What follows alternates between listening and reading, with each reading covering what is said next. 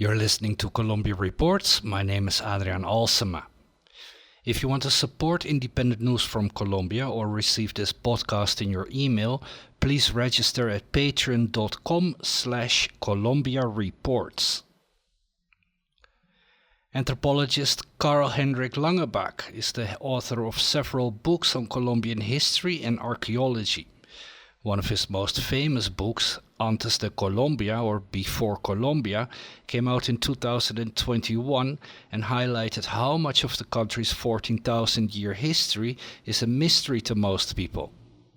According to Langebaek, this lack of knowledge is mainly because people don't see the link between Colombia's colonial and republican history and the thousands of years that came before. When I was a young student at school, there was some evidence, some reliable evidence, that the peopling of the New World was quite older than many people thought. It is at least 14,000 years ago. It might be more than that. Not much more, I think, but more than that. And we have had evidence in the Sabana de Bogotá, for example, thanks to the investigations of Gonzalo Correal, of settlements like Tequendama and Abra that are at least 10,000 years old. So it is not the lack of evidence, it is more the lack of interest. And in some way, the lack of interest in relating this history of pre-Columbian peoples to the history of what we are now. So it's like the history of something quite different. Yeah, something foreign. That's exactly the impression I got from the history book.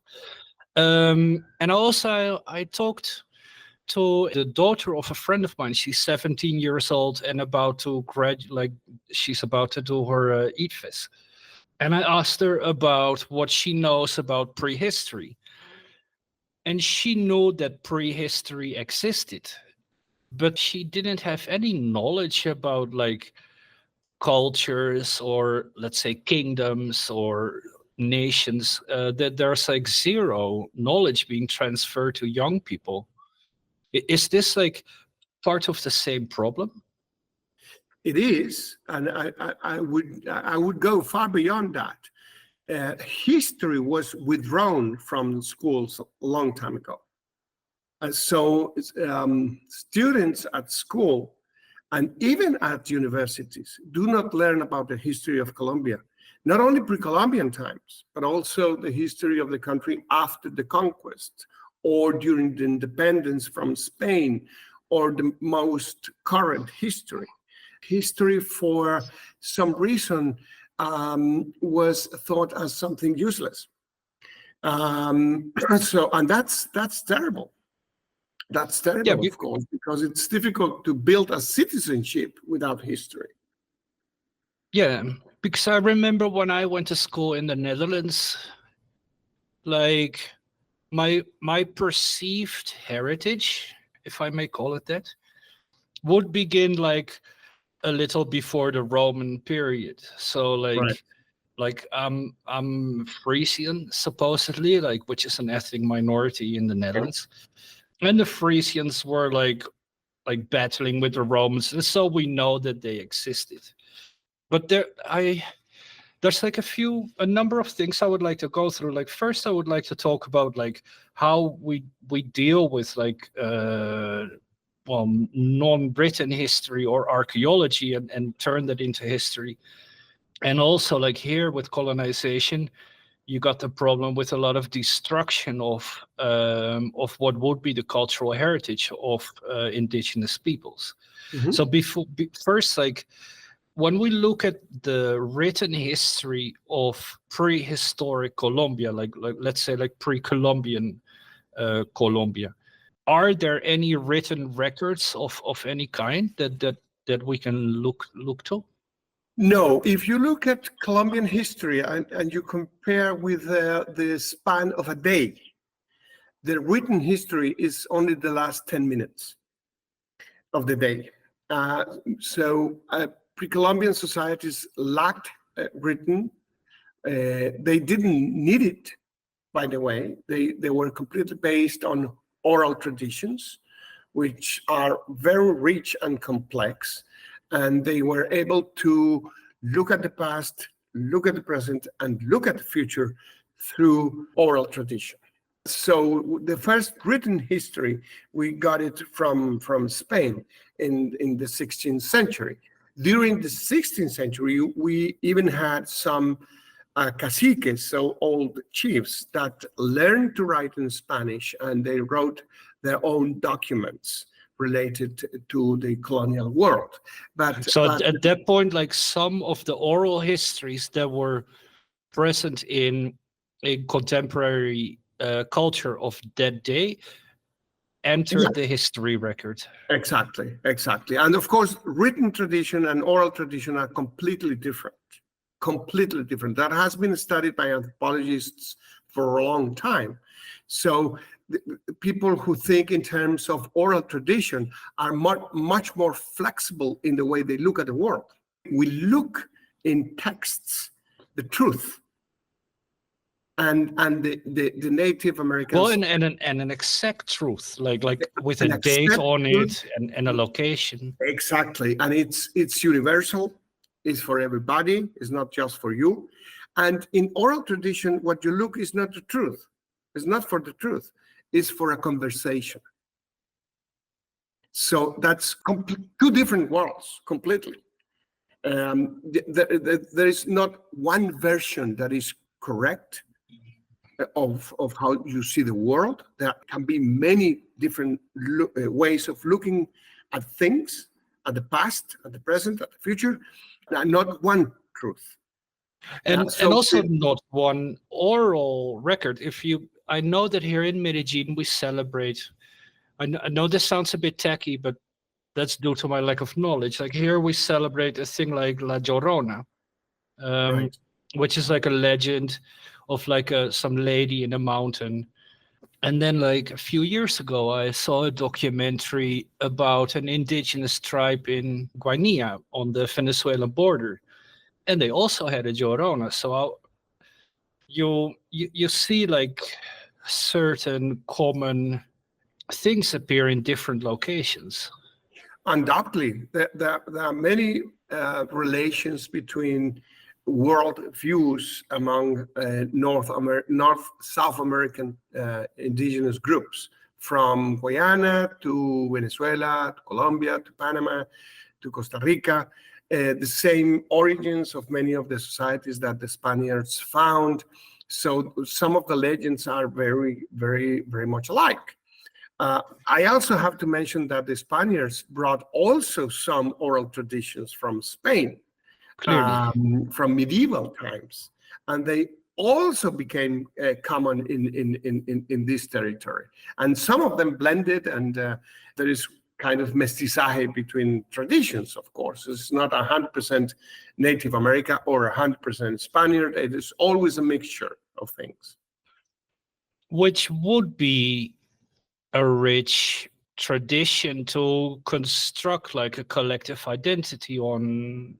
Don't you agree? Yeah, I do agree. Although I also think that the risk is to build an identity that is so uniform that obliterates difference. That's the challenge in countries like Colombia. We cannot have one narrative that is common to everybody, because such a thing does not exist. It doesn't exist in Colombia. It doesn't exist anywhere in the world.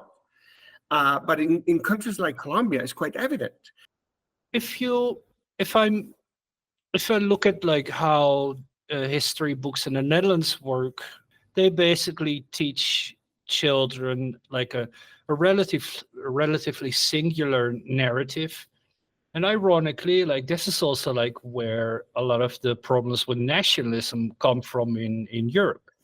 So here in Colombia, we have the opportunity to create like a more liquid identity. Is that what you're trying to say? Exactly. Less uniform narrative, because there are many ways of looking at the history of Colombia, and there is not one that can claim to be truth. There are many ways of looking at the past, And I think that's very important, because we also have the risk of nationalities in Latin America that exclude other ways of looking at the past. That is an experiment that was tried in Europe during the 19th century, and in some ways it failed. So we have to build something different in not only in Latin America, but also around the world. But there are many people in Colombia that would like to have one narrative too. And that narrative is always built on the notion that there are some good people here, some bad people here. It doesn't matter who is the bad and who is the good guy, but it's almost a religious perspective of how the world works. Yeah. And the world is more complex than that. So we need something more complex too, to provide an environment where diversity is respected and where different opinions are respected. We also have in Colombia the danger of one narrative. And we have had that problem since independence. Yeah, like a sort of a centrist, like a Bogota-dominated narrative, one Colombian culture. In short, one way of looking at things, which is always dangerous. Yeah. If we look at like how the input of science, and particularly archaeology and anthropology, on this process. At one point, I wrote a history for my website. I wrote a history of Medellin, which started like, what was it, 10,000 years ago. But I could only fill up 4 paragraphs between 8000 BC and 1541, when the first Europeans arrived. Mm-hmm. Because they're particularly in Medellin, and also because of the urbanization that's been taking place in the city, the finds in Medellin are very few. In order to construct like a more detailed past and be like, oh, look, this culture is distinct from the other. Could you tell me how the approach of science has been in, let's take Medellin as an example, like in let's say a decentralized archaeology, has this been of interest to science like in the past century, or? Well, actually, I worked in Medellin like 20 years ago, and I have a book with a colleague from the Universidad de Antioquia about the archaeology of the Valle de Aburrá. Uh-huh. It was a regional survey where we identified in Girardota and La Estrella, right next to Medellin, human settlements from, I think it was 8,000 years ago to the time of the conquest. And there are many works by colleagues from Universidad Antioquia, many woodwork carried out in Medellin. What happens is that it is published in specialized publications that are not open to everybody. I mean, they have a language and they have a scientific tradition that in some ways so different from common sense and common people that not everybody has access to that. And it's happening in all the universities around the world. The work that they carry out is so specialized that common people do not understand. And finally, they don't care, because if I don't understand, I don't care. I think science is important in archaeology, of course, and it has provided a lot of techniques that we use in everyday research. But you don't really need sophisticated technology to do good archaeology. You can do it both ways.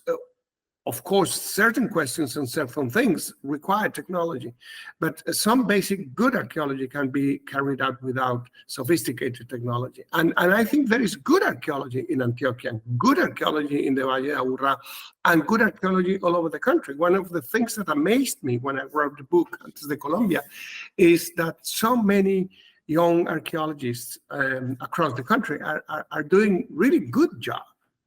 So would you say it's balanced? Like, so in let me give a somewhat far away example. In Leticia, the quality of archaeology and the quantity of archaeology is similar to, for example, urban settlements like Medellin and Bogota. No, it's quite different, not much because of the quality of archaeology, but because of the conditions in which archaeology is carried out. In the Amazon is, of course, more difficult and more expensive too. But there are some Colombian archaeologists from Universidad Nacional, from Universidad de los Andes, from many other universities in Colombia that are doing very good archaeologies all over the country.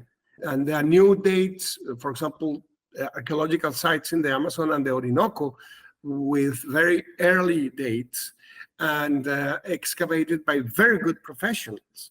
That's something very interesting about Colombian archaeology, because if you go to Mexico and you go to Peru, most of the archaeology, or not most of the archaeology, but a lot of archaeology has been carried out by foreigners, Europeans, North Americans, Japanese, and so on and so forth. In Colombia, we have a lot of work carried out by Colombians all over the country. It's just amazing. It's just amazing. I mean, when I was a young student, I could remember the name of every single archaeologist in Colombia. Not anymore, because there are so many young people working from Guajira to Leticia doing good things, interesting things, that it's difficult to keep track of there. Actually, if you look at sources, there are so many sources, so much information, that of course we are always in the danger of not looking at the big picture because of the amount of very specific work in specific areas and specific periods. But it's always interesting to find how much Colombian archaeology has changed over the last 20 years for good. If we go back to the public education part, your book made a lot of the information that has come afloat because of archaeology available to the public, but would still be a sort of a niche audience of people with a particular interest.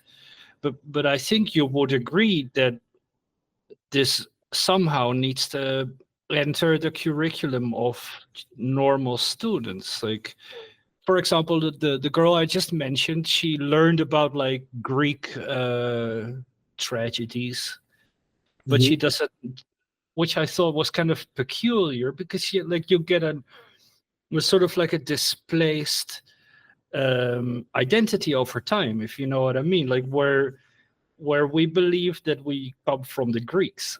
You hear what I'm saying? Yeah. And if science and educators are able to transfer the body of knowledge that's been gathered by archaeologists and anthropologists, are able to put that in like the curriculum, we would be creating quite different Colombians, wouldn't we? Absolutely. We need local knowledge for local people. It does not mean that we are ignorant of other cultural traditions, but at the same time, it is absolutely unacceptable that many Colombians do not have any kind of information about their past and the distant past and the way in which this country has been built, which includes traditions from indigenous peoples, African Americans, Europeans, of course. But the indigenous people have been in this country for at least 14,000 years old, and they have produced a lot of knowledge, and they have produced a lot of traditions and a way of looking at things that are still with us in many ways. I know that a few years ago there was an initiative in Congress to reintroduce history in school, but that disappeared. Are there any initiatives to like reintroduce the subject at this moment? Yes, I think there is much interest now. And, you know, some years ago, it was a surprise with when a colleague of mine, Jorge Orlando Melo, who is an historian, published a book on the history of Colombia that was not only very well written and very solid in academic terms, but also easy to read. And it was first published, and people were very skeptical about how successful it would be. And it was very successful. So I think there is much interest now by young people, by teachers at schools and teachers at universities. Of course, I wouldn't like this issue to be dealt with by politicians. I would like that to be the result of people asking for it and wanting to know what happened in this territory for a long time. And so a dialogue between society and scholarship. Exactly. Within the freedom of teaching, which is very important. And notice that we talk about the relation between societies and nature, as if society and nature were two different things. Mm-hmm. And according to many indigenous societies, there is no clear border between culture and nature. It is impossible to talk about culture and nature as two different things, even if they think that culture and nature have to work in harmony. They're basically the same thing, two expressions of the same thing. So that's one of the things that we have to look at and probably change our way of looking at things. If we teach that the difference between culture and nature is complicated from the beginning, if we teach young people to learn that human beings are not separated from nature, or can be imposed upon nature. Exactly.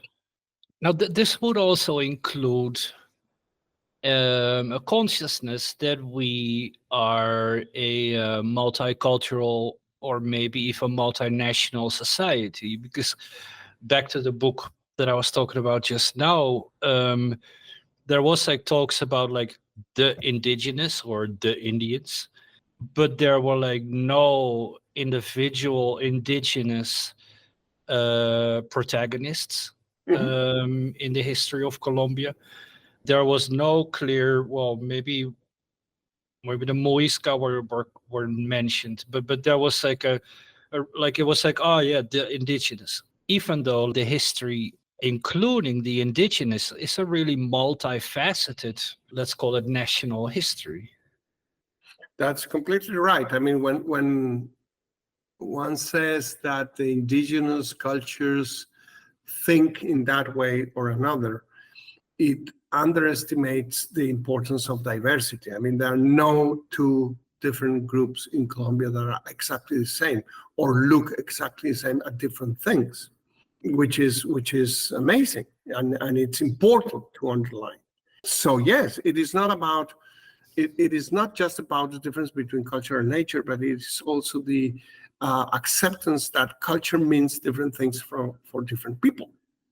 And that is not as easy as it seems to say this is good and this is bad. I think the main problem with humankind right now, I think, is precisely that we based our, the way we classify the world is based on good people versus bad people.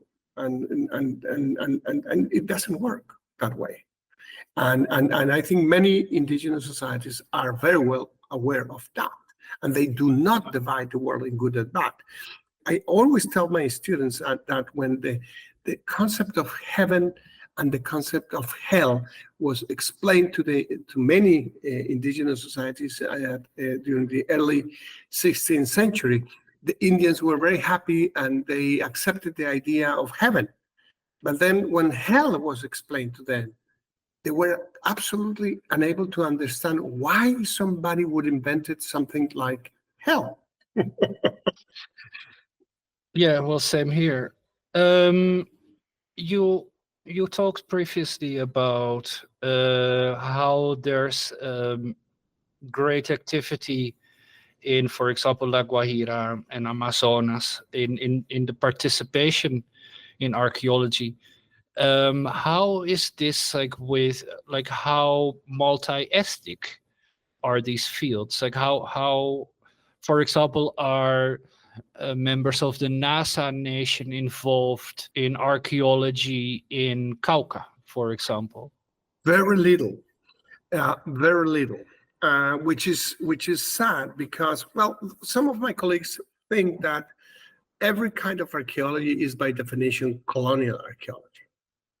And they are right in the sense that most archaeology has been done within the terms of colonial relationships. But it's not the only way to do archaeology, definitely. And new ways of doing Or archaeology science in certainly general? involve, yeah, it will involve indigenous people, of course, by obligation. But it's something that has not been carried out. And I think it is very important for indigenous people to do that and to do that not only for identity reasons, but also to show that they are able to throw light to the past. Because I remember there was like a conflict in I believe it was in the state of Washington in the United States, where archaeologists dug up human remains of ancient ancestors of the locals there, and this created like major tensions between science and the indigenous peoples. This can only be prevented through the participation of indigenous peoples in the different sciences. Absolutely, absolutely, is the only way to deal with it. And also, I think, for good reasons, you cannot do archaeology as archaeology was done 200 years ago. You have to respect local traditions and the local relations to the past and so on and so forth. I think that is changing slowly, not at the pace that we need, but it's changing, and it's for sure the only way it can be productive is to include as many different people from the country as possible. But if you still go to the anthropology departments at Los Andes, Atlanta, even at public universities, the local population the student population is not as diverse as the country is. And it's not only in anthropology, by the way, it's in every single year. I mean, from medicine to engineering, it happens more or less the same thing. And that has to change in the future if we want to have a peaceful country, by the way. If we in Colombia begin developing, let's call it like as social sciences with like indigenous inputs, you're going to change the nature of science. Like, is there like a risk that this is like not respected, for example, by major scientific like colonial centers like Paris or London, like where this becomes like a sort of like a provincial science? In many ways, what Colombian archaeologists do is not respected by a lot of people in other countries, right? In the US or Europe, or Moscow or China. So it's a risk worth taking anyway. But I think over the long run, it would be very productive also in academic terms. Now, the anthropology is in a crisis everywhere in the world because it's rethinking its relation to the colonial past, is rethinking its role in the future. Clearly, the structure of the universities is not working. Period. It's not working. These traditional universities with departments where people do not talk to the people in other departments, where they do not want to cooperate, where all the knowledge is based on this idea that you have to publish in peer-reviewed, high-quality journals. This is madness. This is madness, and it's creating a group of people completely disconnected from reality. If we look at that system of like peer review, this really centralizes science, particularly social sciences, like in the English language scientific world. So the east of the United States, the elite universities in Great Britain. And because they don't speak Spanish, any knowledge that's produced in Colombia is not translated like with this sort of like system where you become like, where you go higher up the higher Yes, in the hierarchy. exactly. And I understand that they think that way. What I do not understand is that Why do they think that way? the people has to publish in English, that they have to publish in high-ranking magazines or journals, and so on and so forth. I understand that they think that way. What I do not understand is that we in Colombian universities think that way. And there is nothing wrong with publishing in English, of course, nothing wrong. When you look at the world just in terms of that, I mean, at universities, people are not discussing what the ideas are. They are discussing in what journal were the results of research published. And this is completely madness. It makes no sense.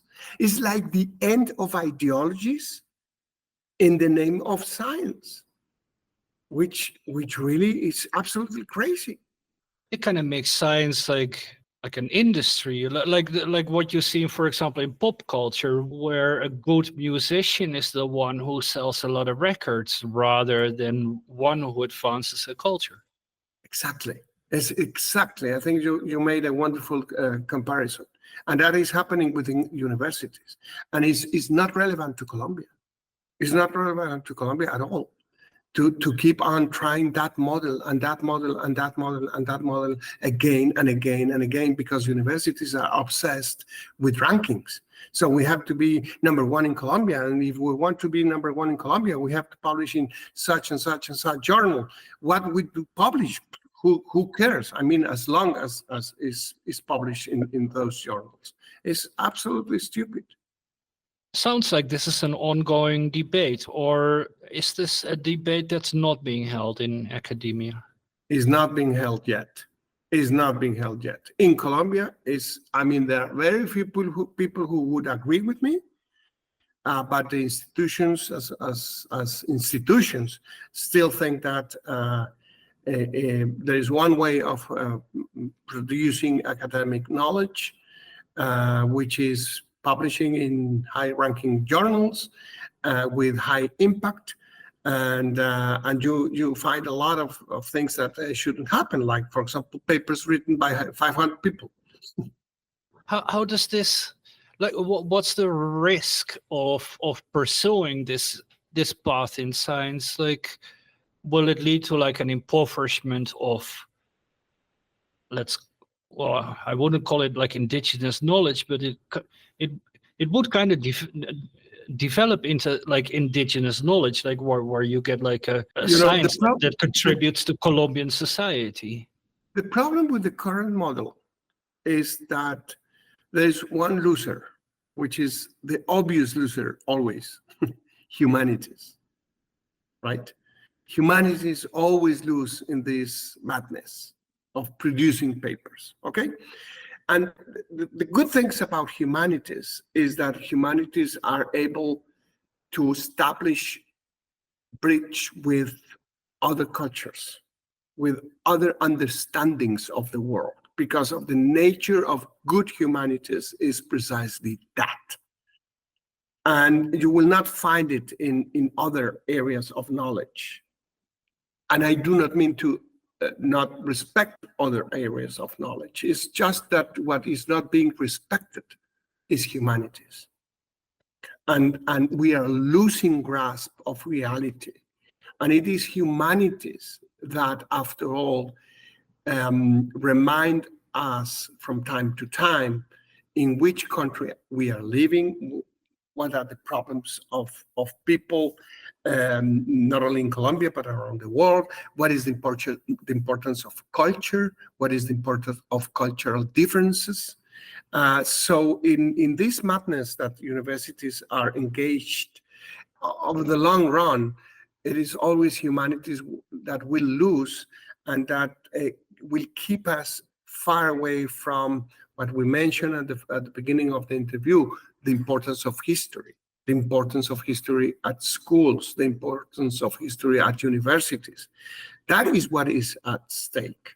And of course, in times of economic crisis, it is easier for some people to look at humanities as something expensive and useless. And we want to say that sometimes things are very important. But it's kind of an austere way of looking at science. So, where, for example, I find this quite peculiar in American sciences, like and also like in public education, where there's like a massive focus on what they call STEM, so like math, physics, because this can be translated somehow in certain societal advances that are considered progress, but lead to a very kind of a cold progress. Like it's not really, I don't know. It's not my kind of progress. Exactly, and it hasn't worked. It hasn't worked, and it's a way of looking at science as something that make us more productive. It's not even a way of looking at how the world, the physical world, works, which is a fascinating question, and physics has a lot of things to say about it. But this obsession with very rapid knowledge that allows the society to produce more, to become more productive, which is finally what is behind that. And that has quantifiable results in a very narrow view of things. Exactly. If you want to buy Mr. Langebaek's books, you can do so on Amazon.com. And if you want to support Colombia Reports, please visit patreon.com/Colombia Reports.